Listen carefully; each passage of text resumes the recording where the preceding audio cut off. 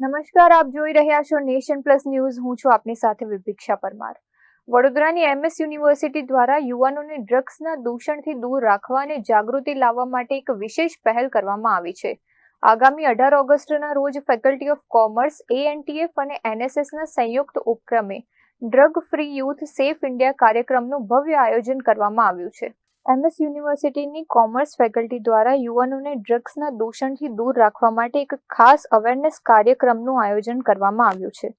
18 ઓગસ્ટના રોજ CC Mehta auditorium ખાતે યોજાનાર આ ખાસ જાગૃતિ કાર્યક્રમમાં જાણીતા મોટિવેશનલ સ્પીકર સંજય રાવલ મુખ્ય મહેમાન તરીકે ઉપસ્થિત રહીને યુવાનોનો ઉત્સાહ વધારશે તેમજ ડ્રગ્સથી મુક્ત રહેવા અને તંદુરસ્ત જીવન જીવવા માટે પ્રેરણાત્મક વ્યાખ્યાન આપશે. આ કાર્યક્રમ અંગે કોમર્સ ફેકલ્ટીના ડીન ડોક્ટર પ્રજ્ઞેશ શાહે વધુ માહિતી આપી છે. જ્યારે માનનીય વડાપ્રધાન શ્રીએ નશામુક્ત ભારત, નશામુક્ત યુવાની વાત કરી, એ વાત કરવા પાછળનું જે કારણ છે ખૂબ મહત્વનું છે.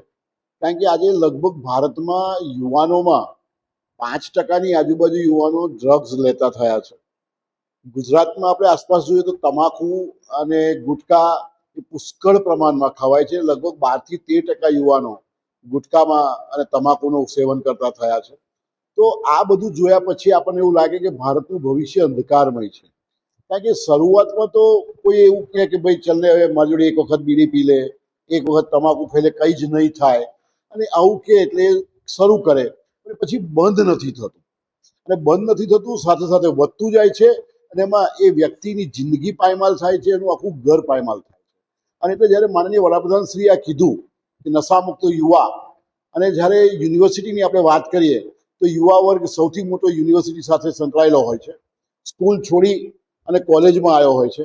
એને જે કોલેજના સ્વપ્ન હોય કે કોલેજ એટલે મોજ મજા કરવાની, અને એના લીધે થઈને આ જે નશાની વાત આવે, બીડીની વાત આવે, તમાકુની વાત આવે, અને આજકાલ તો ડ્રગ્સની વાત આવે, તો બધામાં એને એવું લાગે કોલેજમાં આવ્યા તો આ બધું થાય, અને એમાં જ શરૂ થઈ જાય તો પછી એ બહુ નુકસાન કરતા સાબિત થાય છે. અને એટલા માટે MS યુનિવર્સિટીને એવું લાગ્યું કે અમારે પણ સક્રિય રીતે યુનિવર્સિટીએ આમાં ભાગ લેવો જોઈએ અને યુવાનો આનાથી દૂર થાય એવો પ્રયત્ન કરવો જોઈએ. અને એટલા માટે અમે આ કેમ્પેન લીધું છે. વિદ્યાર્થીઓને એક જો જાગૃતિ આવે, આની તકલીફ શું થવાની છે, ભવિષ્યમાં શું થઈ શકે, એની જો એ લોકોને ધ્યાનમાં આવે વાતો, તો મોટાભાગના વિદ્યાર્થીઓ આનાથી દૂર રહે. થોડા ઘણા વિદ્યાર્થીઓ જેને લત લાગી છે, એને લત જો આરામથી ન છૂટે તેના પરિવારના સભ્યો સાથે રહી અને રિહેબિલિટેશન સેન્ટર સુધી પણ જઈ શકાય. પણ આ બધા જ યુવાનો ડ્રગ્સથી દૂર થાય, નશાથી દૂર થાય, એનો અમારો પણ પ્રયત્ન છે, અને અમને વિશ્વાસ છે કે થશે. જો ધારો કે આપણે સંજય રાવલની વાત કરીએ તો મને ધ્યાનમાં છે કે કોમર્સ ફેકલ્ટીના યુવાનોમાં સંજય રાવલના નામનું એક મહત્વ છે. વિદ્યાર્થીઓને એમના માટે રિસ્પેક્ટ છે. મને યાદ છે કે હમણાં થોડા વખત પહેલા હું ફેકલ્ટીમાં બેઠેલો હતો અને અમુક વિદ્યાર્થીઓ આવીને કીધું કે સંજય રાવલ વડોદરામાં છે, તો શું સાહેબ એવું શક્ય નથી કે અમારા માટે એક લેક્ચર થાય?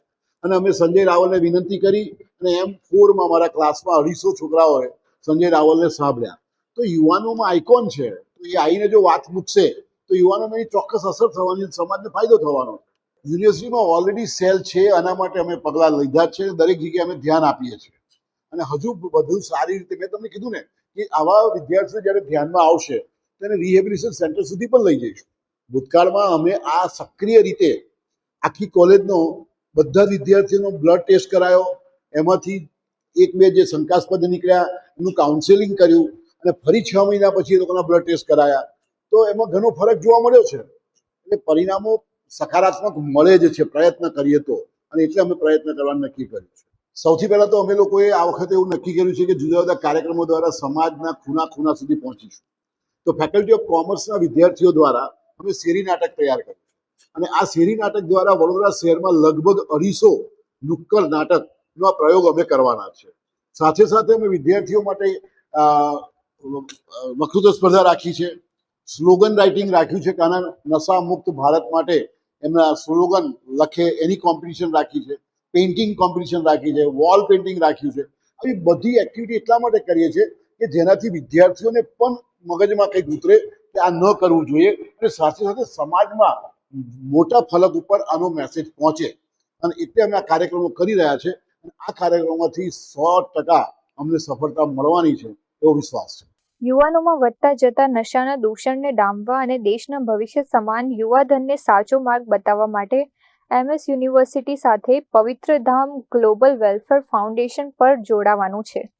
MS યુનિવર્સિટીની સાથોસાથ અન્ય યુનિવર્સિટીઓમાં પણ નશા મુક્તિ અભિયાનના કાર્યક્રમો થશે તો પવિત્ર ધામ ગ્લોબલ વેલફેર ફાઉન્ડેશનને તેમાં સહયોગ આપવાની તૈયારી દર્શાવી છે. કાર્યક્રમ કરવાનો મુખ્ય હેતુ તો આપણા જે માનનીય ડેપ્યુટી સીએમ શ્રી હર્ષસંઘવી સાહેબ છે એ સાહેબને એક હુંકાર છે કે ડ્રગ્સ લેવું નહીં અને ડ્રગ્સનું જે દૂષણ વધી રહ્યું છે મેજર સિટીઓમાં, તો વડોદરામાં બી જે રીતના દૂષણ બધું વધી રહ્યું છે એમાં મને હર્ષસંઘવી સાહેબનો એક હુંકાર જણાયો અને એ હુંકાર પર મને એવું લાગ્યું કે મારી ANTF-ની ટીમ સાથે એટલે કે ગુજરાત પોલીસ સાથે કામ કરીને અને એનજીઓ પણ જોડાય તે રીતે મારે આ મોટા લેવલ પર એક પ્રોગ્રામ કરવો છે જેમાં આપણા ચીફ ગેસ્ટ તરીકે સંજય રાવલ સાહેબ પણ આવવાના છે જે છોકરાઓને ઘણું સારી રીતે મોટિવેશન પણ આપશે અને મારું પવિત્ર ધામ વેલફેર ફાઉન્ડેશન આમાં ઘણો મોટો સહયોગ આપશે અને એવી જ રીતે વડોદરામાં તમામ યુનિવર્સિટીમાં અમે આ પ્રોગ્રામ કરવાના છીએ એ મારી પૂરેપૂરી આશા છે. Thank you. અત્રે ઉલ્લેખનીય છે કે આ કાર્યક્રમ અંતર્ગત યુવાનો માટે drugs awareness session, real life experience sharing, વિષય નિષ્ણાંતો સાથે સીધો સંવાદ અને ડ્રગ્સ મુક્ત જીવન જીવવા માટેના શપથ જેવા મહત્વના સૂત્રોનું આયોજન કરવામાં આવ્યું છે. MS યુનિવર્સિટીનો આ પ્રયાસ અત્યંત સરાહનીય સાબિત થશે. Chirag Patel, nation plus news, Vadodara. સમાચારોના સતત અપડેટ મેળવવા માટે અમારી નેશન પ્લસ ન્યૂઝની યુટ્યુબ ચેનલને સબસ્ક્રાઇબ કરો, બેલ આઇકન દબાવો અને જોડાયેલા રહો ફેસબુક, ઇન્સ્ટાગ્રામ અને ટ્વિટર પર.